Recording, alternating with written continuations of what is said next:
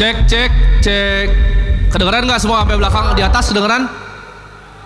Buset, ini ramai banget ya. Ini kalian ngantri apa tadi? Sembako? Ngantri apa kalian? Hah? Oke, ini kayaknya pada belum semangat hari ini. Cuman gue males, ini bukan acara MLM atau asuransi ya. Nggak perlu tepuk tangan lah ya. Jadi hari ini acara yang spesial karena gue bikin acara ini. Gue pengen kalian itu bisa dengerin beberapa perspektif yang berbeda. Di sini gue pengen kalian nggak cuman soal kripto doang, tapi bisnis. Ntar salah satunya sama Andrew ya. Jadi kita akan bahas tentang bisnis. Dan ini formatnya seperti apa yang gue beneran pengen tanya ke dia. Di sini ada yang udah nonton interviewnya? Angkat tangan coba. Ada yang belum tahu belum? Dia siapa? Yang belum tahu angkat tangan. Lu belum tahu? Yang punya tempat? Yang punya tempat. Oke. Jadi kita bakal ada beberapa sesi ya pada pagi hari ini. Satu, ada Bos Andrew sini. Sesi selanjutnya nanti kita sama bos-bos exchange. Tapi di sini gue mau minta maaf dulu sama kalian semua karena tadi ada mendadak satu orang nggak bisa datang, yaitu Pak Oscar. Gue tahu kalian ada yang nunggu-nunggu dia, cuman beliau itu ada acara yang penting karena bokapnya baru aja meninggal. Jadi ada beberapa acara yang harus dihadiri oleh Pak Oscar. Nah, jadi nanti acara yang kedua akan dibawakan sama gua ya. Nanti ada Yudo juga, CEO-nya toko kripto, dan juga ada Robby, co-founder rekeningku. Kenapa gue pilih dua orang ini? Karena dua orang ini adalah yang punya volume paling besar di Indonesia ya. Volume gabungan mereka itu 17 triliun sehari transaksinya ya. Jadi di hari ini kita akan belajar banyak banget. Udah pada semangat belum buat belajar? Ini masa gue harus kayak MLM asuransi sih? Coba, udah semangat belajar belum hari ini? Nah gitu dong. Capek gak ngantri tadi? Gak capek? Ya, yang paling jauh dari mana? Coba teriak lu yang paling jauh. Hah? Bandung? Bandung agak jauh. Tadi aja dari Malang tadi di depan. Paling awal tuh siapa tadi? Dari Malang. Siapa? Nah itu tuh dari Malang tuh. Ngerokok dulu jam berapa tadi di situ? Dari pagi itu di situ. Gak panas. Oke, jadi kita gak perlu berlama-lama lagi ya. Kita akan langsung aja di sini. Nanti ini interviewnya akan spesial dan gue yang akan bawa materinya sendiri. Dan kita nggak ada MC hari ini karena gue malas jadi acara yang bertele-tele ya. Udah selamat pagi semua nggak ada ya. Jadi kita langsung aja mulai acaranya. Gue undang, kasih tepuk tangan yang paling meriah ke bosnya Holy Wings Group, Andrew Susanto. Mik.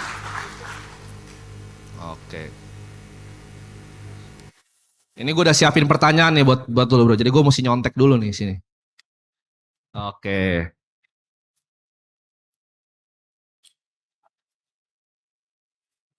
Gimana kabarnya bro? Baik. Baru pertama kita di HW siang-siang ya berarti. Biasa selalu ketemunya malam ya. Akhirnya gue lihat Bro Timothy ngomong di depan umum. Biasanya di YouTube doang. Jadi Bro Andrew ini dulu pernah bilang gue. Dulu sebelum dia ikut salah satu seminar ya tentang ngobrol, lu tuh dulu takut bro ya, kalau misalnya sama orang banyak gitu, 1, 2 itu beneran bro? Beneran, sebelumnya perkenalkan ya, saya Andrew, saya kenal sama Bro Timothy ini, saya yang DM waktu itu. Saya lihat YouTube-nya pada saat saya nge-gym, jadi saya setiap pagi itu saya nge-gym sambil lihat YouTube-nya orang-orang. Waktu itu saya nge-gym, saya lihat YouTube-nya Bro Timothy, saya lihat itu blow my mind gitu, kayak bener-bener gila, anak ini gila banget gitu. Pikirannya berbeda sama orang lain. Langsung saya DM. Saya nggak peduli orang DM tuh orang balas atau enggak, saya nggak peduli. Soalnya DM tuh gratis gitu loh. Kebetulan dibalas sama dia, terus saya ajak ketemu ngobrol untuk tukar pikiran. Jadi itu memotivasi saya, menginspirasi saya cara berpikir dia. Itu pertama kali kita kenal sih supaya teman-teman tahu. Jadi sebenarnya itu menarik sih bro, karena semangat belajar itu yang bahkan gue nggak lihat di orang lain. Karena jujur ya, misalnya gue bikin konten gratis sama partner gue juga, kadang banyak yang komen tuh kayak ini mah nggak jelas nih. Tapi sedangkan lo aja yang udah punya HW Group ya kan, punya salah satu gadai paling besar di Indonesia, itu mau belajar terus dari semua orang. Punya mentalitas kayak gitu tuh dari mana sih bro? Saya suka sih, saya suka belajar sebenarnya. Saya lihat itu orang nggak semuanya tertarik gitu. Kita kan lihat YouTube, nggak mungkin kalian semua lihatnya cuma Bro Timothy doang. Pasti lihat beberapa pembicara yang kalian suka dan ada yang kalian nggak suka kan. Yang nggak suka di skip, yang suka kan akan kita lihat terus. Itu kayak gimana ya? Kayak berasa mendapatkan sesuatu yang baru itu kayak enak gitu hidupnya, jadi kayak lebih semangat sih kalau sesuai dengan yang kita mau gitu. Kayak saya rasa juga Bro Timothy juga lihat kan siapa yang suka gitu. Omongannya masuk di kita akan denger terus gitu. Oke, menarik banget. Normal sih, kayaknya semua orang harusnya gitu ya. Cuman ada orang yang memang nggak mau belajar. Contohnya, misalnya ada orang yang nggak mau datang gitu biasanya ke seminar gitu kan, karena dia ngerasa oh ini nggak ada bergunanya, gue udah pinter itu. Sedangkan lu cerita sama gue bro, lu datengin banyak ya seminar, dan ada bahkan yang merubah hidup lu. Itu menurut lu pandangan lu gimana tentang orang yang apakah mereka haus ilmu gitu, harus haus ilmu? Gini. Ada sih beberapa, ya mungkin banyak ya orang yang merasa sudah pinter terus nggak mau dengerin orang gitu loh. Tapi nanti pada saatnya dia akan kepentok bahwa ternyata aku belum pinter, ternyata banyak orang yang lebih pinter. Ternyata aku harus belajar. Pada saatnya akan ada hari itu gitu. Cuma mendingan daripada nunggu hari itu, segera temukan hari itu secepat mungkin. Kalau bisa hari ini gitu. Kalau bisa besok cepat gitu, cepat belajar, cepat bisa, cepat kaya gitu. Cepat belajar, cepat bisa, cepat kaya ya. Oke, karena gue pengen cepat kaya, jadi gue yang nanya aja di sini ya. Ini pertanyaan dari gue pribadi. Kita kan udah bahas banyak itu ya. Jadi buat yang belum nonton, nanti kalian nonton dulu di YouTube gue. Itu kita bahas banyak tentang bisnis. Tapi ini sebenarnya lanjutan ya. Jadi bisa dibilang part 2 yang gue belum sempet tanyain. Kan itu ada stepnya bro. Dalam bisnis dan dalam uang itu ada level-levelnya ya kan. Ada HNWI ya, $1 juta pertama.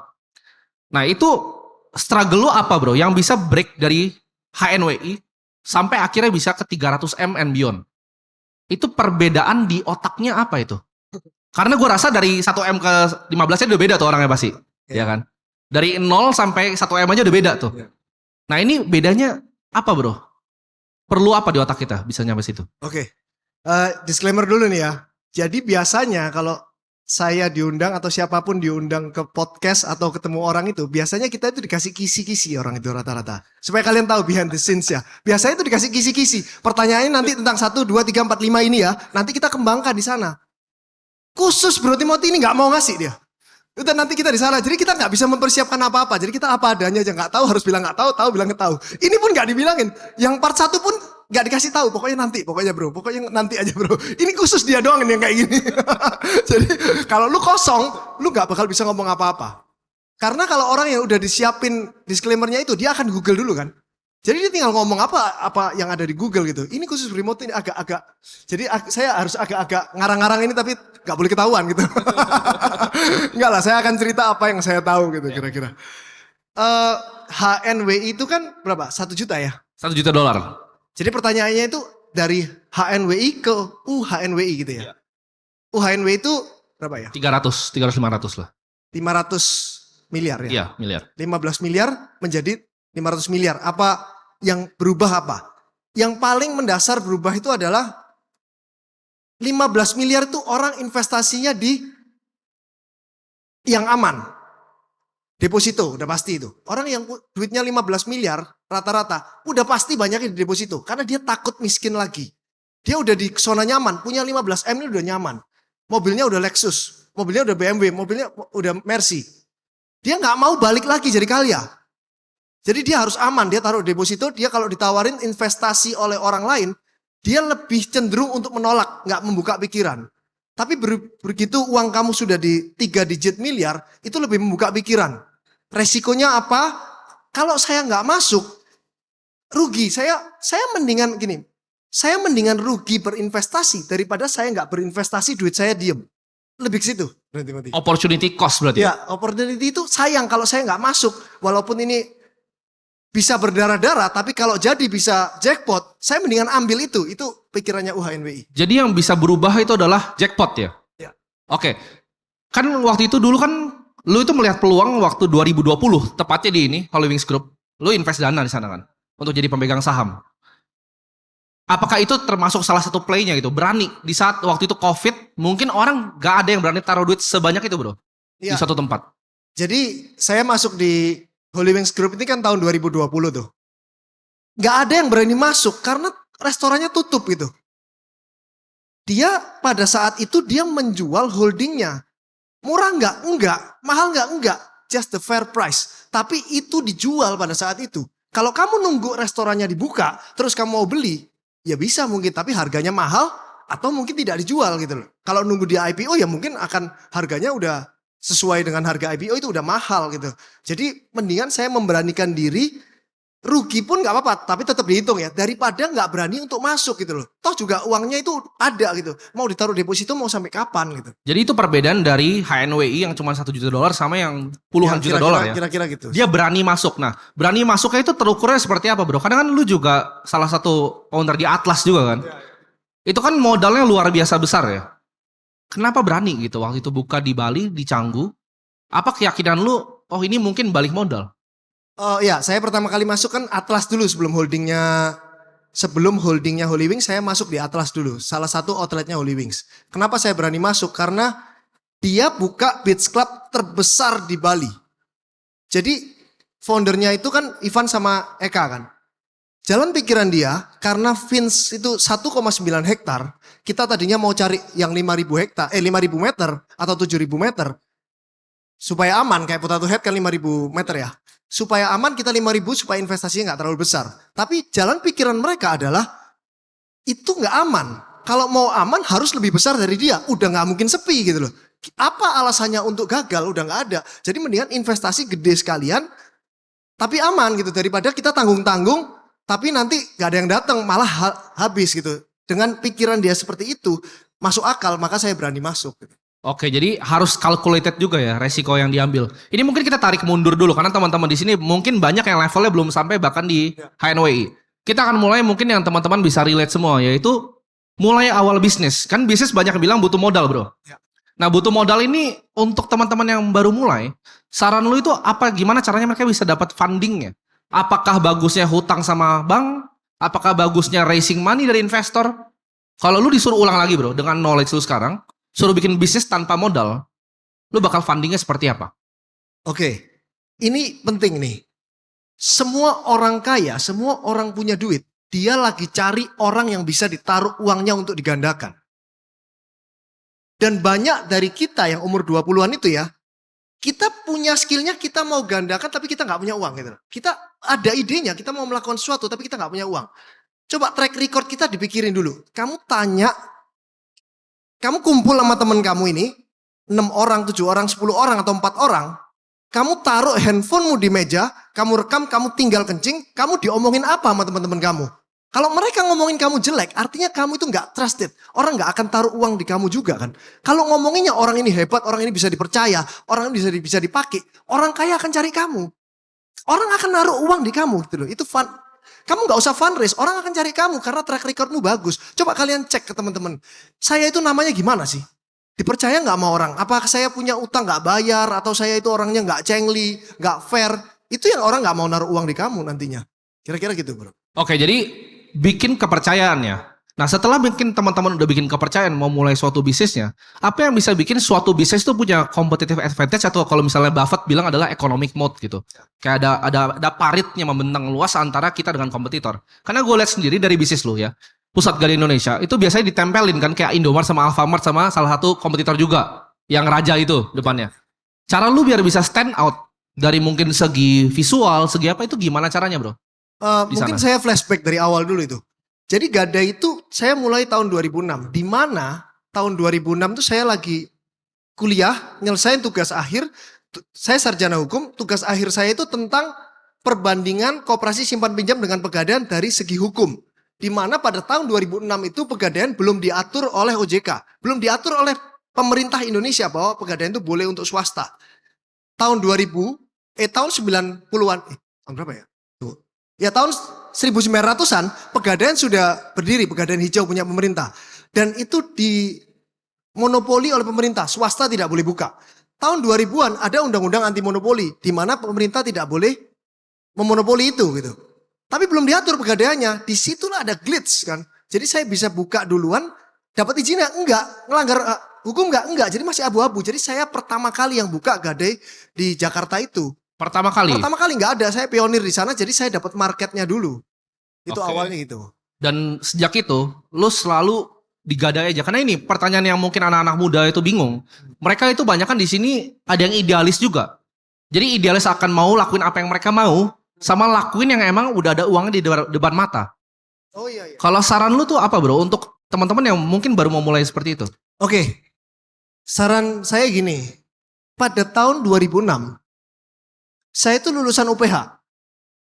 Saya lulusan UPH, saya dimanja sama papa saya. Pada tahun 2003, papa saya all in beliin saya BMW untuk saya kuliah. Padahal papa saya nggak punya uang, masih utang. Dia utang cuma buat beliin saya BMW, saya dimanja untuk di UPH. Terus pada saya tuh belum lulus di UPH, kenapa saya bisnis gadai? Mana keren kalau ketemu teman kamu bisnisnya gadai. Mana keren? Tapi saya mikir di sana, kamu kerja itu, kamu ngejar passion atau ngejar uang gitu loh. Kalau kejar uang ya apapun dilakukan demi uang kan. Kalau kejar passion ya kamu pikirin passionnya apa. Kalau kamu kepingin main basket jadi atlet aja. Kira-kira gitu, passionnya main volley jadi main volley aja. Passionnya main Mobile Legend, dapat duit gak dapat duit yang penting seneng gitu kan. Kalau kejar uang apapun itu kalau bisa menghasilkan uang, kejar itu. Kalau nggak bisa menghasilkan uang, pikirin sampai itu jadi uang gitu. Pasti jadi sih. Oke, ini gue ada pertanyaan yang menarik. Karena ada beberapa pandangan dalam berbisnis kan. Ada yang punya pandangan fokus, ya kan, seperti kebanyakan orang, Jeff Bezos dan lain-lain. Ada yang punya pandangan super diversifikasi. Jadi coba dulu mana, kayak misal contoh Richard Branson, billionaire. Dia bikin banyak banget, Virgin Galactic, bahkan Coca-Cola pun dia punya Virgin Cola gitu. Virgin Hotel dan semuanya ada. Itu lu lebih masuk ke yang mana bro? Apakah satu aja atau coba banyak tebar benih, ada satu yang naik dan jadi kaya? Cara gimana? Awalnya yang nebar benih itu awalnya pasti punya cash cow. Gak mungkin dia kalau gak punya cash cow gimana bisa nebar benih. Udah pasti coba pelajarin awalnya. Dia pasti punya cash cow. Kalau dia gak punya, gak bisa bro. Jadi dia kalau awalnya mau fokus di satu ternyata gak jadi duit. Yakin gak kamu gak jadi duit? Kalau kamu fokus dan kamu gak punya kerjaan lain, kamu gak double job, kamu fokus di situ. Mau laundry baju sekalipun. Kalau kamu fokus di laundry baju, kamu pikirin kamu research laundry baju di dunia ini ada tipenya apa aja. Di Amerika gimana, di UK gimana, di Cina gimana, di Thailand gimana, di Indonesia gimana. Kamu pikirin, kamu berubah. Udah jangan mikirin lainnya. Laundrymu juga pasti jadi. Kalau laundrymu udah jadi cash cow, kamu punya uang setelah 7 tahun sampai 10 tahun. Kamu baru boleh diversifikasi. Karena duitmu kan gak muter kan. Kadang-kadang laundrynya mau gak muter. Itu diversifikasi. Kalau dari saya gitu sih. Oke, ini sebenarnya nyambung juga. Karena gini, Buffett juga pernah bilang, dia salah satu idola gue, jadi gue akan quote dia banyak di sini. Buffett pernah bilang, itu bukan seberapa keras lu dayung, tapi kapal apa yang lu dayung. Apakah waktu itu gini contoh, teman-teman di sini mungkin ngeliat, oke, Andrew duitnya banyak nih, ya kan, punya HW, gue mau juga nih, masuk ke Gadai. Tapi apakah bisa bro, masuk ke Gadai, karena lu bilang kan waktu itu emang transisi kan. Ada peluang di sana yang lu lihat peluangnya lu masuk gitu di sana. Kesempatan bertemu dengan persiapan, lu bisa masuk. Tapi teman-teman di sini kan mungkin aja coba Gadai, dia fokus di Gadai 10 tahun tapi dibantai juga sama lo. Ada first mover advantage-nya. Belum tentu. Menurut lo penting gak pilih industri yang terdepan atau whatever industri itu bisa? Whatever industri bisa asal mau mulai. Kalau kebanyakan milih itu biasanya orang 3 tahun, 5 tahun baru milih loh. Ini beneran. Kebanyakan milih, saya masih milih. Nyoba aja enggak? Setidaknya kamu nyoba gagal kan kamu tahu gagalnya kenapa gitu. Benar. Nah, ini teman-teman mungkin kan gue punya banyak beberapa teman juga yang gue sering ngobrol bro, termasuk lu. Apa alasan lu untuk waktu itu mau, kan lu bilang pilih duit atau pilih passion kan? Iya. Kalau orang pilih duit itu biasanya ada motivasi yang internal yang sangat kuat. Mungkin dari kecil ada trauma atau apa. Apa yang bikin lu itu waktu itu, oke, gue mau jadi orang kaya gitu. Oh iya. Oh mungkin ya. Oh berarti orang pengen kaya itu trauma dari kecil kali ya. Bisa jadi. Masuk akal. It's blow my mind. Ya masuk akal sih. Kayak saya dulu waktu saya kecil tuh kayaknya beli baju aja susah. Beli baju buat pergi itu loh. Setiap Sabtu kan pergi sama mall itu baju satu diulang-ulang terus. Itu bikin saya trauma. Saya nggak mau kayak gini. Terus waktu kuliah mau makan aja harus makan di warteg. Saya nggak bisa makan di mall. Itu yang bikin saya nggak nyaman. Setiap makannya saya melihatnya itu menunya menu kanannya, harganya. Bukan lihat makanannya. Saya nggak mau setiap makan saya mikir. Itu yang ada di pikiran saya. Saya nggak mau. Saya mau makan tuh nggak mikir. Saya mau pada saat makan saya berasa gratis. Ini juga saya dengar dari Bro Timothy itu waktu YouTube-nya bilang orang makan tuh berapa juta pun tuh berasa gratis. Itu kena di saya. Itu yang saya mau dulu itu yang trigger saya sih. Oke, kayaknya sekedar sesimpel mau makannya juga gratis. Tapi gini bro, kan sampai HNWI aja sebenarnya quote on quote makan ratusan ribu tuh udah gratis kan? Iya. Karena kita bungain aja 15 miliar tuh udah cukup banget. Iya. Kenapa lu mau nge-push ke lebih? Karena gini, mungkin yang teman-teman gak banyak tahu ya. Orang tuh mungkin hobinya aneh-aneh. Contohnya misalnya gue suka mobil ya kan. Misalnya siapa suka jam tangan. Tapi Bro Andrew ini punya hobi yang lebih aneh dibanding yang lain. Cita-citanya tuh punya kebun binatang. Nah gue pengen tanya kenapa? Salah, bukan kebun binatang. Mau punya kebun binatang pernah bilang gue. Bukan kebun binatang, safari maunya. Safari. Ya itu intinya ada banyak Safari binatang ya. Kebun binatang paling 10 hektar, safari kan 1000 hektar. Ah safari, punya safari. Kenapa bro? Orang kan mimpinya private jet, pengen Gulfstream gitu, pengen apa? Enggak, saya suka aja. Saya mikir, saya suka aja dengan animal gitu. Setiap saya keluar negeri, saya cari zoo di sana. Saya suka hidup dengan binatang. Jadi lu mau punya safari, ya kan? Iya. Lu punya rumah di tengah ada jerapah di depan gitu, ada gajah. Iya. Lu Saya naik gajahnya pengennya gitu. Mudah-mudahan tercapai nanti. Oke, targetnya kapan tuh safarinya?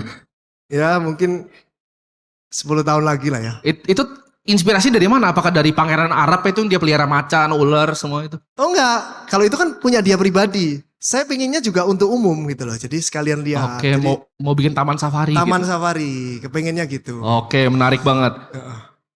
Kalau selain makanan doang, ada pain point apa gak sih yang dulu lu tuh ngerasain gitu? Sampai lu pengen seperti hal ini. Apakah cuma beneran karena makan? Atau pengen bermanfaat untuk sesama? End game-nya dari seorang Andrew tuh apa? Awalnya itu gini ya. Saya itu pelit awalnya. Ini pain point-nya itu saya itu pelit.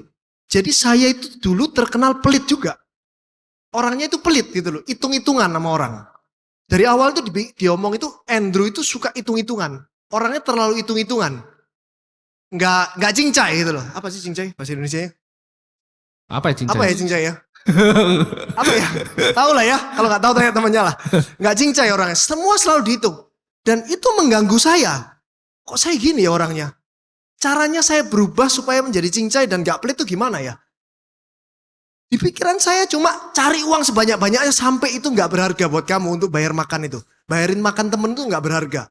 Cari uang aja sebanyak-banyaknya. Udah gitu aja pikiran saya. Jadi itu yang membuat saya kerja mati-matian sih. Oke, tapi untuk mencapai itu kita perlu ngelakuin banyak hal kan di bisnis kita ya. Salah satunya mungkin gini, pertanyaan gue. Yang mungkin ini gue juga, ini personal dari gue ya. Gue bingung. Gimana caranya lu tuh ngatur, karena gini, Bro Andrew itu adalah salah satu, gue anggap mentor ya. Dia banyak kasih gue saran di bisnis gue yang gue terapin dan hasilnya berhasil.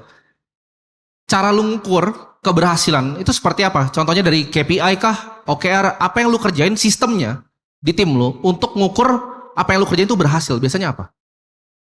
Jadi setiap kali saya ngasih tugas ke tim, apa yang ada di pikiran saya itu langsung saya kasih tugas ke tim. Jadi bukan kasih ke orang ya, harus ke tim. Beberapa orang bikin tim, kasih. Terus itu nggak bisa ngasih doang. Justru yang paling penting katanya Pak Jokowi apa? Manajemen controlling. Jadi pada saat ngasih, setiap hari itu dia awasi. Hari ini kamu dapat apa? Besok dapat apa? Besok dapat apa? Itu dicek terus. Ditanyain terus, diributin terus orangnya sore ini. Jadi orangnya itu terpaksa kerja. Walaupun terpaksa, jadi terpaksa. Daripada saya ditanya terus saya nggak enak. Itu yang paling penting, controllingnya. Kebanyakan orang cuma ngasih tugas doang. Terus minggu lagi ditanyain gimana sih kamu kok gak beres? Ya gimana gak dikontrol, orang Indonesia suka dikontrol kok. Pak Jokowi aja bilang manajemen kontrol itu penting. Tapi gimana caranya assert control itu yang gak berlebihan atau memang berlebih itu gak masalah? Tim kita itu ditanya aja, udah stres. Kita nanya aja sampai mana kerjaannya, udah stres. Kalau kita gak nanya, dikirain kayaknya bapak lupa deh.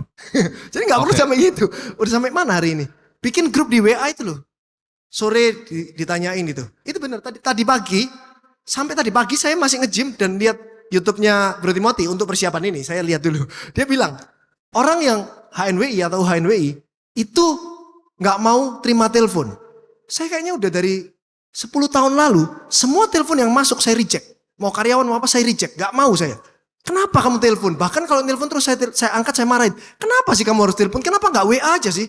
Kalau WA saya bisa terima WA 10, 12 WA saya bisa balas di saat yang bersamaan. Dan WA yang nggak penting saya bisa balas nantinya. Kalau orang telepon saya dengerin orang basa-basi, saya miss itu WA 1, 2, 3, 4 yang nggak kebalas gitu loh. Itu masuk. Oke, cara scalingnya gimana tapi? Untuk misalnya karyawan yang 10 gitu, 100 dan 1000 kan mainnya beda. Sedangkan lu punya PGI sekarang berapa cabangnya?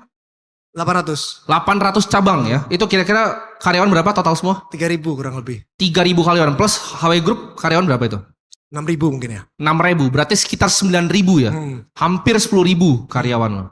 Itu cara scaling ke sana, gimana caranya? Karena gini, gue ngerasa gue udah pernah bikin company yang sampai 100-an karyawan. Dan itu belepotan habis total, gue gak ngerti apa-apa. Iya, iya. Anak 19 tahun punya karyawan 100, pusing gue ngurusnya. Sekarang gue lagi scaling down lagi.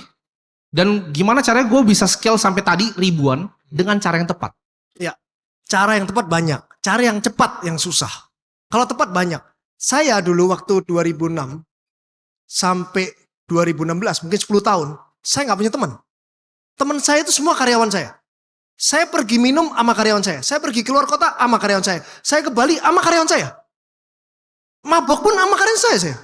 Pergi kemana pun sama karyawan saya. Sehingga saya punya tim yang bondingnya sangat kuat. Jadi pada saat karyawan saya 10, 100 ribu, mereka yang sama saya di atasan tuh berpikiran seperti saya. Dia akan menjaga company saya seperti saya gitu loh. Karena saya hubungannya deket banget. Jadi kalau mungkin Bro Timothy 19, karyawannya 100, itu karena dalam waktu yang sangat singkat. Jadi bondingnya belum dapat, itu susah. Kecuali dikasih saham mungkin Bro. Nah, oke, ini nyambung banget nih ke pertanyaan selanjut gue dari ngasih saham. Ini adalah permasalahan manajemen dari zaman dulu, dari zamannya Julius Caesar. Namanya principal agent problem. Di mana seorang karyawan biasanya kalau profesional ditempatkan di suatu perusahaan, even level TBK itu banyak terjadi. Begitu foundernya keluar, sahamnya udah TBK nih yang di luar negeri, CEO-nya nih banyak gerogotin uang dari dalam dan macam-macam caranya dia. Ada untuk inilah, untuk itulah keluar. Jadi banyak banget problemnya, ya. Itu gimana caranya solve antara karyawan itu dikasih insentifnya seperti apa? Kapan karyawan harus dikasih saham? Kapan harus dikasih options? Kapan harus cuma digaji aja tapi lebih besar? Cara insentifin karyawan buat mikir kayak owner. Itu gimana caranya, Bro? Itu kamu ngasih gaji besar dengan fasilitas cukup, bener. Kasih saham juga bener. Bisa bener, bisa salah. Kalau kamu kasih saham ke orang yang salah, kamu terikat. Kamu ngasih saham juga ada caranya loh. Kasih saham tapi kamu harus kerja sekian puluh tahun dengan hasil segini setiap tahun. Maka sahammu nanti akan hangus kalau kamu tidak ini. Kalau kamu double job, kamu mikirin lain akan hangus. Itu semua termsnya harus ada. Kalau kamu asal kasih saham, terus perusahaannya gak perform, terus dia merasa percuma saya dapat saham juga gak dapat apa-apa. Terus dividen juga diputar terus, saya hidup juga susah. Bisa jadi salah. Jadi itu harus ada triknya, harus dipelajarin dulu semuanya. Jangan asal-asalan, kamu saya kasih saham ya 10% ya kamu jalanin ya. Kamu enak, kamu gak keluar modal udah kamu jalanin. Belum tentu dia mau. Ya mau sih pasti, belum tentu jalan tapi kan. Oke. Ini pertanyaan menarik. Kan banyak tuh yang di luar sana bilang, oke, gue bisa bikin bisnis kalian tuh pasti autopilot. Ya kan, itu kata-kata yang banyak banget tuh dipakai motivator. Gue itu tahu Andrew dan tahu kerjanya dia kayak gimana. Lu masuk kantor jam berapa pagi, Bro? Sebelum jam 8 saya udah sampai kantor. Pernah bolong berapa kali? Dalam berapa? 20 tahun kerja lebih? Bolongnya berapa kali tuh? Saya kerja 17 tahun ya. 17 tahun ya. Bolong masuk kerja sih, wah hitungan jari kali ya. Hitungan jari 17 tahun. Dari 17 tahun lalu saya naik Metro Mini saya kerja. Sampai sekarang naik Lamborghini, Bro. Tetap kerja sampai sebelum jam 8 sampai kantor saya. Sebelum jam 8 tetap konsisten terus. Tetap. Gimana caranya punya persistence yang kayak gitu? Karena jujur gue aja kadang susah. Karena saya morning person ya kebetulan. Jadi pada saat saya kerja jam 8, jam 9, jam 10 itu banyak banget hal yang bisa saya lakukan. Saya kerja 2 jam 8 sampai 10 itu mungkin sama kayak kerja 100 jam di jam 5 sampai jam 1 ke atas gitu. Jam 1 ke atas saya nggak bisa ngambil keputusan apa-apa. Saya bangun jam setengah 5, jam setengah 5 saya udah ngecek WA. Saya udah mulai WA semua karyawan-karyawan saya mulai jam 4 pagi, jam setengah 5 pagi. Plannya apa aja yang saya ingat. Saya udah ngomong kayak gitu. Jadi pagi itu enak bagi saya. Tapi mungkin nggak semua orang morning person. Ada yang memang night person ya, jadi tidurnya jam 1, jam 2 gitu kan. Terus bangunnya jam 9, jam 10. Kalau mereka itu, artinya dia efektifnya itu mungkin setelah bangun, mungkin jam 11 sampai jam 4. Di atas jam 5 udah gak efektif. Di jam efektif itu jangan dipakai buat yang aneh-aneh. Pakai buat yang paling penting dulu gitu. Jadi gak harus pagi gitu. Tapi efektifnya dia itu apa? Oke, jadi gak harus pagi tapi efektifnya seperti apa? Setiap orang beda-beda. Ada researchnya juga, saya pernah lihat. Oke. Kan lu selalu bilang lu bangun pagi nih, tadi balas-balasin karyawan dan belajar. Gue liat daya serap lu ini lumayan tinggi. Dan Andrew ini salah satu orang yang paling pintar yang gue tahu. Lu kasih dia tambah kali bagi. Ya. Karena kan dia pernah nanya investasi ke gue kan. Kita ngobrol gitu kan. Dia nanya waktu itu gimana caranya pakai toko kripto gitu kan. Jadi kita diskusi, dia tuh cepat banget. Kayak kalkulator kepalanya. Gimana caranya lu punya daya serap seperti itu, Bro? Dan cara belajar lu gimana? Yang pagi-pagi itu belajarnya tuh lewat mana? Biar teman-teman mungkin yang pengen juga punya bisa karyawan 9.000 gitu. Gimana caranya? Mendingan kayak Bro Timothy, karyawannya dikit, duitnya banyak. Enggak lah. Tapi kalau ngitung kayaknya dari kecil ya itu nggak bisa ya. Belajar nggak? Enggak sih. Memang ada sih orang yang ngitungnya itu cepet. Nggak belajar juga sih, memang cepet aja. Suka aja dengan angka gitu, kebetulan sih. Kalau disuruh, ada ya orang belajar nggak suka ngitung disuruh belajar ngitung. Kayaknya susah ya, mending dia belajar sesuatu yang dia hebat gitu. Expert di sana sih. Jadi kalau misal punya kelemahan justru nggak usah dibenerin, tapi fokus banget dia. Oh dibenerin supaya menjadi medium. Oke, jadi lemah medium. Lemah jadi medium. Kayak saya lemah di public speaking, setidaknya saya sudah medium. Udah nggak lemah kayak dulu lagi. Bahkan sekarang oke lah ya. Udah oke. Oke, kalau kita ngomongin public speaking, penting nggak sih? Seberapa penting komunikasi menurut lo? Tergantung jenis usahanya. Kalau di jenis usaha saya penting. Karyawan saya suka pada saat saya ngomong. Kalau saya nggak pernah ngomong, saya nggak bisa memotivasi dia. Dia suka pada saat saya ngomong sama dia di depan umum, dia suka, dia jadi termotivasi, dia jadi seneng. Kalau dia suka sama saya, dia akan kerja mati-matian. Oke. Karena dia mau perusahaan ini sukses. 83% orang keluar dari perusahaannya karena apa? Karena nggak cocok sama atasannya. Atasannya kenapa bisa nggak cocok sama bawahnya? Karena atasannya nggak cocok juga dengan atasannya sampai direktur utamanya, pastinya sampai yang punya usaha. Kalau yang punya usaha ini nggak disukain oleh bawahnya, sampai bawah ganti-ganti karyawan terus dan perusahaanmu nggak bisa maju sih. Seberapa penting tim menurut lo? Karena banyak orang pikir, oh gue mau usaha bikin sendiri gitu kan, mau jadi jagoan sendiri. Seberapa penting punya tim? Kalau kalian udah punya uang dan nggak tahu usahanya apa, bikin tim dulu aja. Yang nyambung sama kalian, yang bisa think tank sama kalian, udah bikin dulu aja, gaji aja dulu mereka. Lama-lama nanti pasti ada usahanya kalau ada timnya. Kalau nggak ada timnya, kamu sendirian, kamu mau ngerjain, baru nyari tim. Kelamaan, sangat-sangat penting tim. Oke. Tim ini Timothy atau tim apa? Kalau gimana caranya tapi punya manajemen structure yang sekuat lu gitu? Apakah masa cuma diajak clubbing, diajak bonding gitu? Gimana caranya punya manajer yang kompeten, yang mikirnya bisa kayak lu, tanpa ada saham? Memanusiakan manusia. Mereka itu manusia. Jadi perlakukan mereka seperti manusia gitu loh. Jangan dianggap mereka itu sebagai ini alat untuk gua cari uang. Pikirnya gitu doang aja. Saya senang, mereka harus senang pokoknya. Itu kuncinya sih. Tapi ya tetap butuh waktu yang panjang. Makanya butuh waktu yang panjang untuk punya manajemen yang kuat. Makanya mulainya dari sekarang gitu loh tim. Mulainya dari sekarang. Jangan nunggu nanti deh, kayaknya belum siap, nanti deh. Akhirnya nanti terus. Saya mulai kerja kan pada saat saya skripsi. Skripsi saya bisa nggak waktu itu handle tim saya? Nggak bisa, tim saya juga waktu itu mungkin nggak suka sama saya. Bapak ini ngaco lah apa. Tapi kan belajar, mulainya kan nggak telat gitu loh. Nggak mungkin saya dulu waktu umur 21 karyawan saya udah suka sama saya, belum tentu. Oke. Gitu. Kalau kita bahas pusat gali di Indonesia ya, di PGI sendiri itu permasalahan operasional apa yang bikin lu wah ini benar-benar kacau sampai lu mungkin pusing? Pernah nggak lu pusingnya berapa hari gitu? Karena suatu masalah besar sampai nggak bisa mikir tuh pernah nggak? Dan apa? Ada fase-fasenya. Mungkin fase yang paling awal dulu itu adalah SDM. Di mana saya kuliahnya hukum, saya nggak ngerti cara SDM, saya nggak ngerti cara rekrutmen, saya nggak ngerti siapa yang harus diterima. Siapa yang harus dipecat, siapa yang harus dikontrak, siapa yang harus jadi atasan, saya nggak ngerti apa-apa. Itu fasenya. Terus karyawan dipindahin outlet dari sini ke sana, nggak mau dia. Manja gitu. Manja gitu. Saya bingung gimana ya kalau nggak mau, berarti harus cari yang mau ya. Itu kan fasenya ada, itu yang menjadi penghalang waktu itu. Tapi ya dengan belajar, dengan coba terus, salah, coba, belajar, lama-lama bisa sih pasti. Pasti bisa, nggak mungkin nggak bisa. Kalau kamu fokus, kamu coba terus dan nggak nyerah, pasti bisa. Oke, itu menarik sih karena gue juga ngalamin sih karyawannya begitu. Bahkan sampai sekarang gue kadang kesulitan nih. Ini salah satu problem yang gue alami sendiri di bisnis gue. Dipindahin ya? Bukan pindahin, sesimpel misalnya editor deh contohnya. Iya. Kemarin kita bikin video emang lumayan kayak orang gila kan. Mungkin kita lebih dari media TV gitu. Kalau bikin video tuh bener-bener sehari tuh hajar full. Puluhan sampai bisa ratusan gitu. Baru kerja 1 minggu nyerah gitu. Ntar cari baru lagi. Banyak yang bener-bener ngomong, saya nyerah gitu. Gak kuat sama pace-nya. Gimana itu, gajinya kurang kah atau gimana itu? Oh enggak. Gaji enggak mungkin kurang. Orang keluar karena gaji kurang itu jarang banget sih. Jarang lah, di bawah 10%. Gaji kurang terus keluar, enggak. Enggak, itu enggak. Itu karakter trait dari orang ya? Kaget kali ya. Karena baru masuk udah pace-nya terlalu cepat, itu kaget kali ya. Mungkin harus lebih bertahap kali. Makanya itu tadi yang saya bilang, tim itu penting. Mendingan Oke. cari tim dari sekarang yang solid, yang sesuai dengan Bro Timothy maunya pace-nya gimana. Cari terus aja. Loh, belum ada kerjaannya. Videonya cuma upload, sebulan cuma upload 4 biji. Masa tim saya harus 10 untuk video? Gak apa-apa. Kan gaji oke lah. Untuk ke depan kan gak apa-apa, kan gak seberapa lah itu. Jadi sebenarnya bisa pelan-pelan dulu ya, baru di build gitu. Iya, mendingan rekrut terus aja, 10 belum tentu satu yang bagus bro. Oke, dalam milih karyawan, karakter trait apa yang lu cari gitu? Karakternya dia harus seperti apa? Yang penting harus sevisi sama kita gitu. Jadi dia suka dengan visinya kita. Visinya Bro Timothy sama visinya Andrew beda.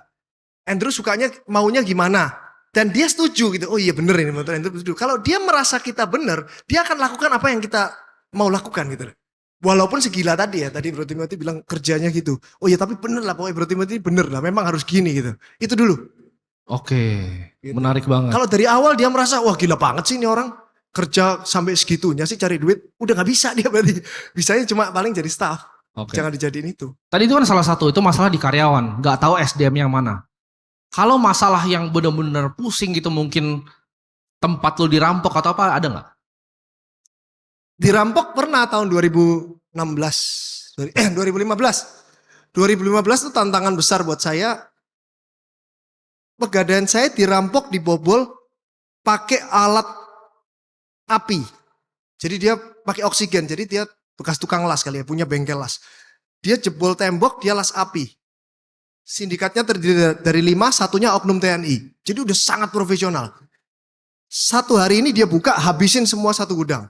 Minggu depan dia pindah gudang lagi, dia habisin satu gudang. Minggu depan pindah habisin satu gudang. Itu benar-benar menyita waktu saya sampai mikir gimana ini cara nanganinya ya. Stres sih pasti waktu itu. Cuma itu yang menjadi challenge buat saya. Ini seru juga ya, mulai seru gamenya itu. Udah. Dirampok oknum TNI seru katanya. Cuman ini orang satu ini. Terus akhirnya kan saya harus mikir terus setiap hari kan. Bangun. Biasanya kalau orang yang tidur jam 9, jam 10, terus bangun jam 2, jam 3 itu pasti ada masalah. Pada saat ini kejadiannya gitu. Terus saya mikir, oke, akhirnya saya bikin security-nya 24 jam. Tapi kalau security 24 jam dan ditaruh di semua outlet, berarti itu setiap outlet berkurang 5 juta. Sedangkan untungnya cuma berapa satu outlet? Itu bukan solusi gitu. Akhirnya saya pakai security yang keliling. Jadi dia satu security harus keliling, 2 security, goncengan dia harus keliling gitu. Terus ternyata masih belum efektif. Saya cari alarm yang terbaik di Jepang, Alsok gitu waktu itu sama apa ya satunya? Tunggu. Apa satunya lupa. Lupa. Terus dia pasang alarm semuanya jadi bunyi gitu. Itu yang membuat saya semangat. Terus ketemu sama Polda waktu itu Jack, tahu kan Jack yang terkenal itu loh, Jack. Dia yang nangkep si Jack itu. Dia yang nangkep yang ditembak 20 peluru gak mati itu. Dia yang nangkep malingnya.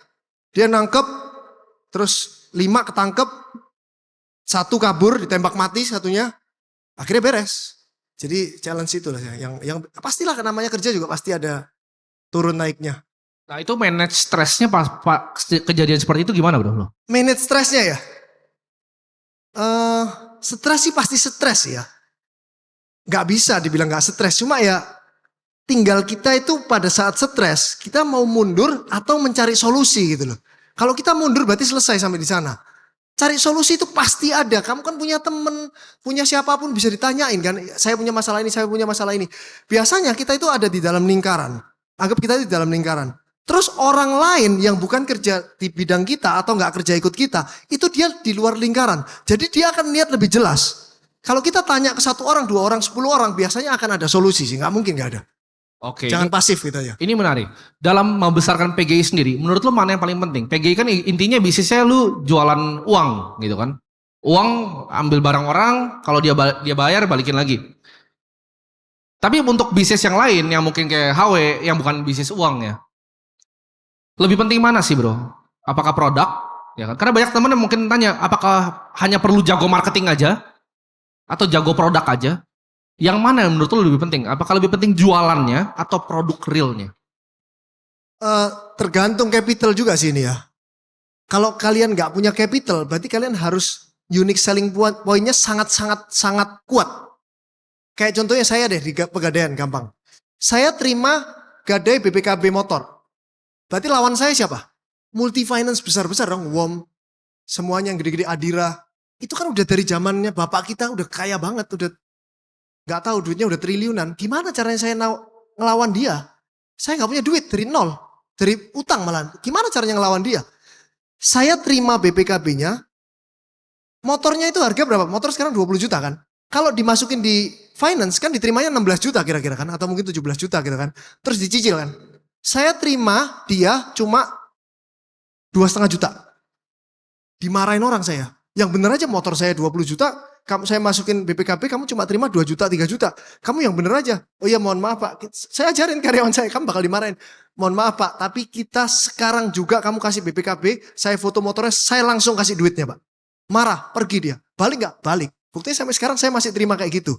Jadi yang Warm Finance gak mau dan lain-lain gak mau masih ke saya. Bahkan yang Warm Finance mau, tapi males dengan dicek rumahnya, slip gajinya dan lain-lain. Saya juga cuma butuh duit 2 juta, 3 juta. Saya cuma perlu duit 2 minggu, 4 minggu, bahkan 2 bulan di sana harus tahun. Akhirnya masuk dan cuma saya yang melakukan itu pada saat itu. Gitu. Jadi kalau itu masih berjalan sampai sekarang? Jadi kalau misalnya motornya dia nggak balikin tuh duit setengahnya, motor tahan?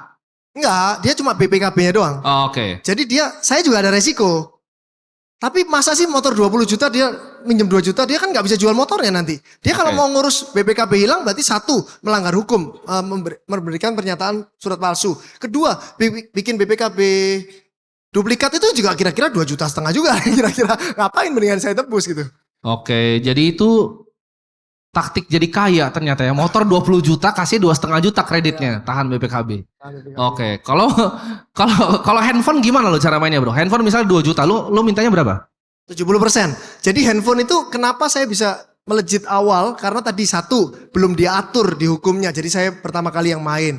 Kedua, Pegadaian Hijau itu mainnya 99,9% emas dia.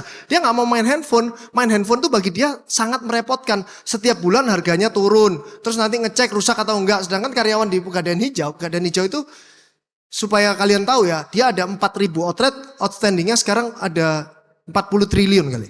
Rata-rata emas, dia gak mau main handphone, dia merasa handphone ini terlalu kecil, terlalu merepotkan bagi saya. Nanti turun lagi, kalau emas kan gak ditebus naik. Handphone gak ditebus turun, belum kalau rusak, dia gak mau main itu. Saya main itu, orang gak mau, saya mau. Jangan dilawan, gimana saya mau ngelawan orang gede? Gak bisa lah, orang kita gak punya duit, kita ngelawan orang yang punya duit dengan cara yang sama, udah pasti mati. Oke, jadi lu 70% ya? Jadi kalau misalnya handphone 10 juta, lu kasih 7 juta? Kasih 7 juta. Kalau dia gak bayar 7 jutanya handphonenya? Kalau dia nggak bayar kita tunggu terus kita jual. Tunggu terus jual. Kita jualnya pun ada Sinar Mutiara kan. Sinar Mutiara itu tempat handphone yang nggak ditebus di seluruh pusat gadai Indonesia.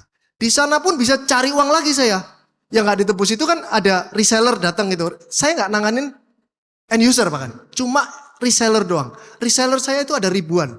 Yang aktif mungkin ratusan ya. Reseller saya dari kenal saya itu saya tanganin semua dulu. Dulu saya kerja. Saya sampai nanganin, saya kenal semua, saya makan Indomie bareng dia. Sama reseller saya. Dari dia cuma punya uang 3 juta, sekarang punya rumah 3 miliar. Semua saya ngajarin, bahkan saya ajarin caranya dia jualan. Yang paling benar adalah membina pedagang-pedagang kecil itu menjadi gede. Kalau kita cuma cari pedagang gede doang, terbatas di Indonesia. Sekarang handphone second, laptop second yang terbesar di Indonesia. Pasti Sinar Mutiara, pasti saya. Nomor 2-nya siapa? Nggak ada, jauh banget udah. Ya pasti, karena lu nadahin barang. Makanya. Putarannya berapa bro sebulan itu? Berapa handphone sama berapa laptop yang lo ambil sebulan? Sekarang mungkin di atas ya kurang lebih 50.000 unit. 50.000 unit ya? Second. Paling orang lain toko paling berapa sih? Lempar 1.000 aja udah dibilang gede banget. Saya bisa 50.000 unit. Second setiap bulan bisa seperti itu. Bayangin 50.000 unit anggap berapa sih? 70M misalnya. 1 bulan 70M.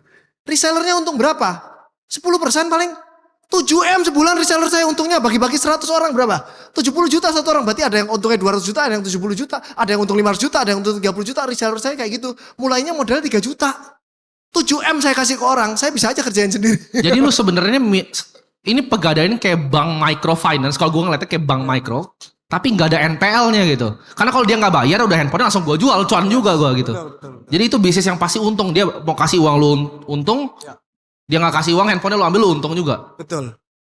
Itu ternyata rahasianya Andrew jadi kaya. Karena dia punya bank yang nggak ada NPL-nya. Karena kalau di bank kan ada non performing loan tuh, ya kan, misalnya 3%, 2% gagal bayar. Atau enggak kalau misalnya kredit kan orang cari-cari gitu. Jadi kalau gadai lebih enak justru ya. Jadi gini, kalau bank itu atau multi finance itu based on people, dia mikirnya. Orang ini bisa dipinjemin berapa? Setiap orang, setiap kepala berbeda-beda. Walaupun dia punya jaminan tanah, jaminan mobil, BPKB, belum tentu dia dipinjemin sama bank. Karena based on people, bukan kolateralnya, bukan jaminannya.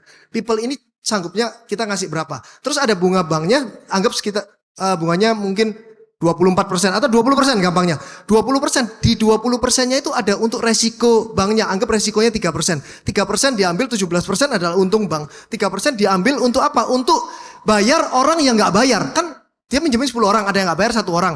1 orang ini kan rugi banknya. Dari 3% itu diambil untuk bayarin orang yang nggak bayar ini. Karena ada NPL-nya. Di handphone juga gitu. Handphone ini kan elektronik saya. Kan ada yang rusak pasti, nggak mungkin nggak rusak. Namanya elektronik. Dari bunganya itu juga harus disisihkan berapa persen untuk kerugian yang rusak itu NPL-nya. Kira-kira gitu. Jadi setiap usaha pasti ada gitu-gitunya. Oke. Manajemen resiko lah itu namanya. Gue ada pertanyaan yang menarik nih. Nggak tahu udah pernah ditanya atau belum. Kalau lu disuruh pilih 3 orang untuk ketemu, ngobrol, bener-bener ngobrol lama nih, 1 jam 2 jam. Boleh hidup, boleh udah meninggal, boleh tokoh lama 1000 tahun lalu. 3 orang, lu pilih siapa? Berapa jam sama dia? Nggak bebas lah, semalaman gitu. Dapat makan malam. Pak Jokowi pasti nomor 1. Nomor 1 Pak Jokowi. Pasti. Boleh dikasih alasannya kenapa? Dia bermain catur dengan indah. Oke, jadi politik pilih siapa nih? Jadi politik ini, jangan. Saya ikut yang di ruangan ini apa aja saya apa. Biar aman. Pak Jokowi lah pasti. Dia bisa memimpin 10 tahun Indonesia. Nggak ada gejolak. Semuanya adem ayem. Yang tadinya musuh jadi teman. Yang tadinya teman jadi bisa kerja bareng. Wah gila luar biasa. Dan semuanya yang kesel bisa jadi baik. Nggak semua orang yang kesel sama dia bisa jadi teman. Terus bisa jadi baik. Itu skill yang dipunyain oleh sangat-sangat sedikit orang kan. Kita kalau kesel sama orang biasanya, wah awas lu ya, enggak. Kita mau ambil hatinya orang itu dan berhasil. Oke, ini kan lu pernah cerita bro. Dulu Andrew tuh orangnya nggak seperti ini. Dulu juga ada orang lebih ngegas, lebih belak-belakan gitu kan. Menurut tuh style kepemimpinan, kan kita lihat ada banyak kan. Kayak contoh presiden di US aja ada yang gayanya mungkin kayak Joe Biden. Ada juga yang kayak Donald Trump. Indonesia juga ada yang menang ya, Jokowi. Dan juga ada yang lain gitu gayanya. Saran lu seperti apa bro? Untuk orang tuh komunikasi ke publik. Apakah lebih baik ambil yang tengah kan gini? Kalau misalnya begitu kan gak ada fans yang terlalu kanan, gak ada yang terlalu kiri nih. Jadi ibaratnya orang bukan cinta banget, bukan mau bunuh, tapi ambil di tengah. Itu gimana pandangan lu? Jadi tergantung kamu mau, ini kan jadi content creator jadinya. Tergantung, kalau kayak Bro Timothy ini kan stylenya Ahok dia. Iya kan? Lu kerja bener, temen gue, lu gak kerja bodoh amat, lu bodoh berarti kan gitu kan dia. Stylenya Ahok dia. Berarti kalau orang yang suka banget sama Timothy akan suka banget. Orang yang kesel banget akan kesel banget gitu loh. Jadi followernya gak akan banyak, tapi followernya dikit, tapi bener-bener suka banget sama kontennya dia gitu loh. Beda sama Pak Jokowi yang semuanya dia main di tahap aman gitu loh. Jadi dia di tengah, gak ada yang terlalu ekstrim kiri, gak ada yang terlalu ekstrim kanan. Jadi dia aman. Apa bagusnya aman itu? Dia gak ada gejolak gitu loh, gak akan ada gejolak terus. Jadi musuhnya itu akan sedikit kan. Musuh itu yang akan bikin kita hancur nantinya gitu loh. Kalau bisa sesedikit mungkin kita punya musuh. Dan musuh yang sedikit itu kita deketin supaya menjadi teman gitu. Supaya kita hidupnya lancar gitu. Kalau Bro Timothy kan mungkin sampai sekarang kan ya musuh bodo amat tadi. Oke, 1 Pak Jokowi ya. Kedua ya. Siapa ya? Kalau bisa sih ketemu Pak Ganjar sama Pak Anies ya, 3-3-nya ya. Aduh. Politik semua nih jadi 2-3 nih. Kalau sekarang sih saya lagi kepinginnya ketemu 3-3-nya politik sih. Nggak, bahkan ini dari sejarah pun boleh gitu. Mau Napoleon boleh, mau siapa boleh dari sejarah. Nggak ada yang dari sejarah. Ada sih kalau dipikirin ya. Genghis Khan gitu, Hitler gitu nggak? Oh iya, masuk akal juga ya. Masuk akal juga ya. Mungkin Hitler ya. Mungkin Hitler sangat-sangat menarik ya. Kenapa Hitler? Gimana dia caranya bisa mencuci otak sampai orang itu mau nurut sama dia. Entah itu salah, entah itu benar. Pokoknya kamu sekte, udah kayak sekte art fasting ini. Bikin sekte. Oke, Hitler ya mungkin kedua. Mungkin ya masuk akal sih. Hitler menarik buat saya. Ketiga Ahok sih. Saya pengen ketemu in person. Kenapa? Ya pengen lihat jalan pikirannya dia. Jalan pikirannya dia itu gimana. Apa yang lu pelajarin dari Ahok? Mungkin cara komunikasinya. Cara komunikasinya sangat menarik gitu. Kayak Bro Timothy soalnya. Jadi orang itu langsung ke hook gitu loh. Begitu denger langsung kalau masuk akal langsung ke hook. Jadi Jadi langsung mau jadi pengikutnya. Ini orang ini masuk akal nih, saya mau. Cepat banget ya untuk grab the attention itu cepet banget gitu loh. Cuman kan ya tadi saya bilang kan, begitu orang nggak suka akan terus berusaha menjatuhkan dia gitu. Oke. Ini mungkin kita akan masuk ke materi sesuai kripto gitu. Jadi gue pengen tanya lu tentang kripto ya. Lu kan tadi bilang investasi, perbedaan antara orang yang kaya doang sama sangat kaya adalah cara investasi ya, cara mainnya. Hajarnya di mana? Kalau 15 miliar tuh rata-rata deposito secara statistik, di atas 100 miliar tuh pasti yang aneh-aneh. Ya. Kripto itu masuk di mana dalam bagian portofolio seorang Andrew? Kripto itu pastinya high risk ya. Untuk high risk. Jadi hanya khusus untuk orang yang pengen kaya doang. Khusus untuk orang pengen kaya? Iya. Oke. Nah ini gue pengen nanya, lu kan dapat duit dari berbagai macam lah. Bisnis lu yang lain-lain ya. Dapat cash nih kan masuk. Yang bukan, intinya bukan cash gadai lah. Cash yang benar-benar lu dapat sendiri. Itu pembagiannya setiap bulan selalu dapat atau setiap tahun lu dapat dividen seperti apa? Lu baginya kemana aja? Saya Investasi yang bukan putar ke bisnis. tergantung opportunity sih. Jadi nggak harus pas gitu loh. Opportunity akan datang terus, banyak orang yang nawarin terus. Kayak ditawarin invest di mana gitu. Dilihat kalau memang menarik ya menarik. Kita masuk gitu loh. Kalau menarik itu artinya apa menarik itu? Menarik itu harganya itu berarti fair price atau good deal itu baru menarik gitu. Itu Oke. kan belum tentu datang di bulan Januari, Februari, Maret. Bisa jadi datangnya di April gitu. Jadi nggak dipastikan sih. Tetap uangnya diparkir dulu sampai ada good deal yang menarik. Parkirnya emang cash aja? Cash dong. Oke. Untuk bisa langsung bayar sewaktu-waktu. Tapi biasa selama ini yang lu udah main selama ini apa aja investasinya? Kan Ada sih Masih banyak. saham ada, kripto ada. saham ada, kripto ada. Selain itu? Kalau ori obligasi enggak sih. Obligasi enggak ya? Ori obligasi enggak. Deposito lah, deposito. Deposito tapi boleh dicairin kapanpun karena sudah kenal. Oke. Selain itu enggak ada properti? Properti ada. Properti ada. Cara lu main properti gimana? Cara pemain properti adalah pada saat ditawari tanah dengan harga yang nggak masuk akal, terus kita tawar lagi lebih nggak masuk akal, kalau dikasih baru beli. Atlas itu. Enggak, itu kan nggak beli. Ini kan ceritanya kalau main properti yang beli. Jadi kalau kalian pengen beli apartemen, harganya aslinya 7M, terus ditawarin 4M, terus kamu tawar 2,5M dikasih baru beli. 4M udah murah-murah, jangan dibeli. Tawar 2,5M, kamu dimarahin sama agensinya, terus kamu nanti bulan depan baru dikasih, baru dibeli. Kalau kamu belum dimarahin sama agensinya pada saat kamu nawar, berarti kamu salah nawarnya. Saya sangat-sangat sering dimarahin oleh orang karena nawar terlalu murah. Jadi rahasia kayaknya itu ya. Jualannya uang, ya kan? Nawar apartemen 7M, 2M gitu. Iya, jadi saya dulu bro, dari kerja awal, saya mungkin setelah kerja 5 tahun atau 7 tahun ya, saya naik SLK tuh. Naik Mercy SLK. Itu pun belinya nggak di showroom kayak Bro Timothy, enggak.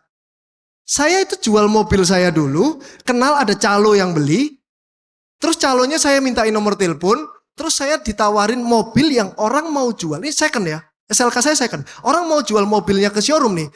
Showroom nawar 600 juta, terus calonya ini nawarin saya. Pak, showroom itu nawar 600 juta pak. Bapak mau nggak Pak 610? Berarti kalau showroom nawar 600 juta, dia jualnya kira-kira 700 kan? Bapak mau nggak 610? Saya kasih 620 kamu. Saya buat pakai 620, setahun lagi saya jual, ya paling jualnya 620, nggak rugi apa-apa. Dari dulu saya nggak mau rugi soalnya itu. Dari dulu gak mau rugi. Nggak mau rugi orangnya. Sampai di gadai itu kertas pun lu tawar kan waktu itu. Semua tawar. Berapa semua. perak lu tawar waktu itu? Semurah mungkin, sampai dimarahin. Kertas pun ditawar ya. Pokoknya intinya, kalau kalian belum dimarahin, berarti salah nawarnya. Kalau kalian takut dimarahin, berarti gengsi kalian terlalu besar. Oke, itu bagus tuh. Iyalah. Jadi kalau misalnya properti itu emang se ekstrim itu karena gini. Ini gue beneran belajar sama dia ya. Begitu gue ngambil kantor juga kemarin dia bilang, gue kasih harganya kan segini bro per meter. Enggak, itu setengah lagi. Dimarahin ntar bro, udah amat dimarahin. Sampai diwaran gue sama itu dia. Dapat juga. Dibilang gila.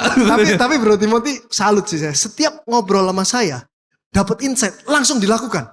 Langsung dilakukan. Bro, baiknya gue punya kantor atau nggak punya kantor bro? Pasti kamu harus punya. Mungkin dia tanya juga, mungkin sama siapalah Bro Yudo sama siapa semua ditanyain kali ya. Terus pasti langsung nyari. Minggu depan langsung DP. Oke, jadi menarik banget ya. Sebenarnya banyak pelajaran yang kita bisa dapat ya dari situ ya. Apalagi bro, kalau misalnya cara main saham lu yang liquid, kan tadi kita ngomongnya illiquid. Kalau yang liquid tuh seperti apa mainnya? Main saham ya. Kalau saya main saham sama main kripto ya. Itu pelajaran buat saya pada saat saya ketemu Bro Timothy itu. Waktu saya ketemu Bro Timothy kayaknya kita masih 30.000 ya Bitcoinnya awalnya kita ketemu ya. Awalnya 28 ribu. 28 ya, 28 beli. Ketemu Bro Timothy, beli. Terus ada berita ini, apa? Yang ketangkep itu kan, Changpeng Chow-nya. Bukan FTX. Oh, Changpeng Chow. Oh iya, setelahnya kan, ada masalah ya. Terus masalah. Mau ditangkap gitu kan, turun kan sampai 25.000 ya. Iya. Itu saya kerimain waktu GCG. Kalian masih muda nggak tahu ya GCG? Tahu nggak GCG? Money game itu loh zaman dulu. Tahu nggak? Money game yang satu minggu bunganya dapat 20%. Bayangin loh. Lu taruh 1 M, seminggu kemudian 200 juta. Jadi 1 bulan 80%. Itu money game berjalan lumayan tuh. Lama. Terus waktu itu masuk money game saya. Masuk 2 M waktu itu. 1 M kalau nggak salah. Untung serakah kan. Tembak terus. Terus ada beritanya. Bosnya itu ketangkep. Ada fotonya dia ketangkep. Waktu dia ketangkep masih ditawarin. Mau gak dicairin? Leader itu mau gak dicairin? Saya masih bayar. Masih serakah. Gak mau. Tetap gak mau. Akhirnya 2 minggu kemudian hilang jadi 0 duitnya. Nah terus waktu saya ini kejadian Changpeng Chow itu. Ketangkep. Mau ditangkap bukan ketangkap ya, sorry. Keinget itu. Wah gila dulu duit gue hilang 1 M tuh. Keinget kan? Gue jual 26.000 deh. Gue jual 26.000 udah rugi kan? Jualnya semua lagi. Rugi kan? Terus ngobrol-ngobrol Bro Timothy lagi. Waktu udah naik di 30.000. Naik kan waktu itu naik 30.000 kan? Beli lagi 30.000. Karena buruan katanya bentar lagi. Beli lagi banyak lagi. 30.000 turun lagi loh. Turun lagi kan? Habis 30.000 turun lagi jadi 27.000. Iya kan? Turun lagi 27.000 loh. Terus gue mikir nih. Wah ini gue udah hilang duit. Ini gue jual gak ya gue mikir gitu. Terus gue pikirin. Kalau gue jual lagi, kayaknya gue bego deh. Ini gue sama kayak orang-orang bego pada lainnya gitu loh. Jadi pada saat gue rugi, ada orang untung kan. Kripto sama saham gitu. Pada saat kita rugi kita dimakan sama orang-orang pinter lainnya yang untung. Dari 100 orang yang untung cuma 97 orang ini bego dan rugi. Gue gak mau jadi orang itu. Jadi gak gue jual. Bodoh amat kali ini gue gak akan pencet jual. Terus gue bilang sama Bro Yudo waktu itu, ada gak sih aplikasi yang cuma ada buy-nya doang, gak ada sell-nya? Tapi gue jamin kalau ada aplikasi cuma ada buy-nya doang, gak ada sell-nya. Jadi kalau dia sell, dia harus repot, harus jual ke pindahin dulu. Itu aplikasi pasti semua orang untung. Gak mungkin gak untung, cuma bisa buy soalnya. Jadi punya untung dari mana? Buy terus ya. Turun buy, beli buy, apapun buy. Pasti untung kan? Pasti. Tapi selama ini gak ada. Karena kalau ada itu nanti rugi orang-orang yang untung itu nanti gak jadi untung. Oke, tapi untung akhirnya. Akhirnya kan untung sekarang. Oke, kalau saham untung gak waktu itu? Saham untung banyak karena masuknya baru tahun 2020 pada saat IHSG 4.300. 4.300. 4.300, saya paling rendahnya kan 4.000 ya. Ya. 4.300 one hit langsung all in. 1 hari pertama kali saya main saham 2020. Langsung all in tuh. Langsung all in. 1 hari minus 900 juta. Gue mikir, gila ini main apa ini 1 hari rugi 900 juta. Agak gak bisa tidur ya waktu itu ya. Ini istri saya gak bisa tidur juga. Masa sehari rugi 900 juta ini? Udah biarin aja kata istri saya. Tidur lagi besoknya. Dari minus 900 juta jadi minus 1,2 M. Ini gila ini, main saham kayak gini. Akhirnya terakhir jualnya di 10 bulan kemudian di 6.300. Jadi untung 87%. Saham apa itu waktu itu? Oh banyak, waktu itu semua dibeli. Jadi one hit buy, one hit sell. Beli semua ya tuh. One hit buy, one hit sell. Untungnya kalau beli Lamborghini Revuelto yang sekarang plus McLaren-nya Bro Timothy masih ada kembalinya. Masih ada kembali, untungnya saham ya, luar biasa. Nah, saham terakhir yang lu beli apa bro? Terakhir ya? Terakhir beli apa saham? Saham terakhir yang beli, wah Goto. Dampaknya gimana itu bro? Hasilnya gimana bro? Jadi saya beli Goto itu lihat orangnya, nggak lihat fundamentalnya. Saya lihat orangnya, tapi sampai sekarang masih yakin. Masih yakin ya? Masih yakin gak mau jual. Di 56 masih yakin? Masih yakin gak mau jual. Siap. Sampai 50 gak mau jual. Pasar nego gak mau jual juga? Gak mau jual pokoknya. Okay. Kalau kripto strategi lu apa sekarang? Udah beli aja terus? Kalau kripto ya, pokoknya gini. Siapin mental, ada mental, buy. Pokoknya gak boleh sell aja pokoknya. Sampai 12.000, 9.000 jangan di sell. Buy pokoknya. Kan ada uang harus dari lainnya dong. Iya. Pokoknya buy terus. Kalau kamu banyak buy sell, nanti yang untung Pak Yudo. Kacau.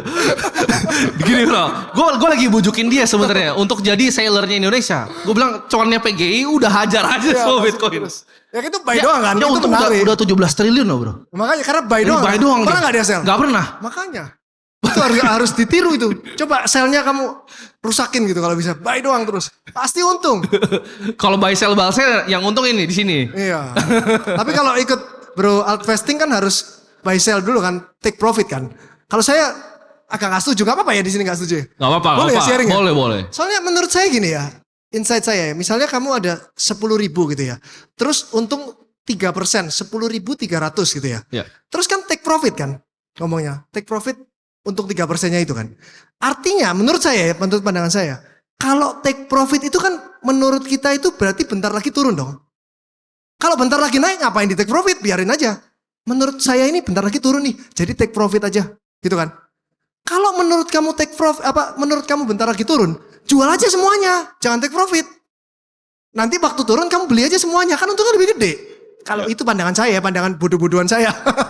Sebenarnya setuju sih. Kalau gue juga ngambil prinsip di mana kalau gue sangat long term kan view-nya. Gue cari yang emang bisa dipupuk sampai panjang. Sebenarnya dia juga bro investing ini juga sebenarnya seperti itu. Seperti itu. Dia malah lebih ekstrim ini. Lebih ekstrim ya. Dia cari koin yang 0,000 berapa sampai $1 kayak gitu. menarik. Menarik ya. Oke, jadi strategi lu ke depannya mungkin akan tetap sama. Liquid, kripto saham, kalau ada diskon besar masuk properti. Apapun diskon besar masuk sih, nggak harus properti. Bisa jadi apapun lah, banyak kok tawaran.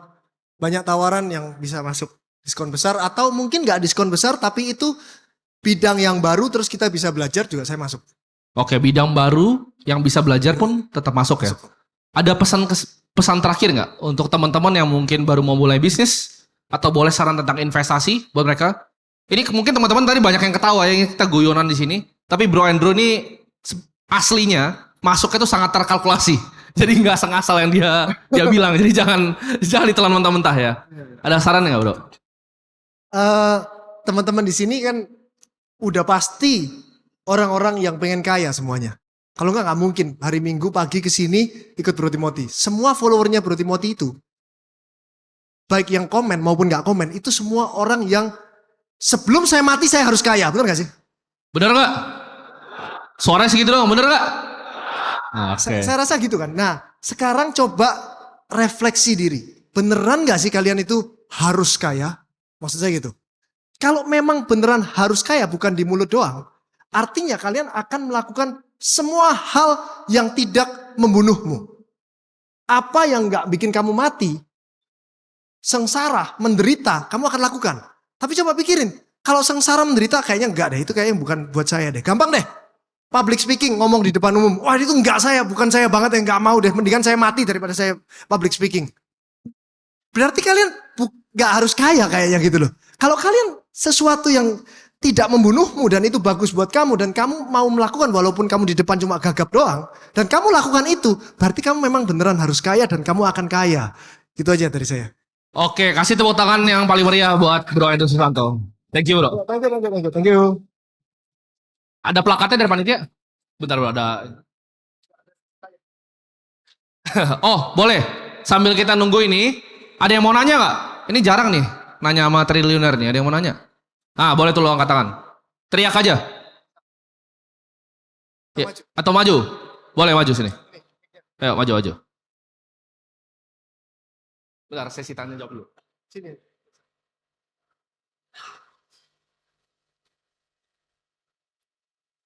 Oke. Perkenalkan, Sini aja.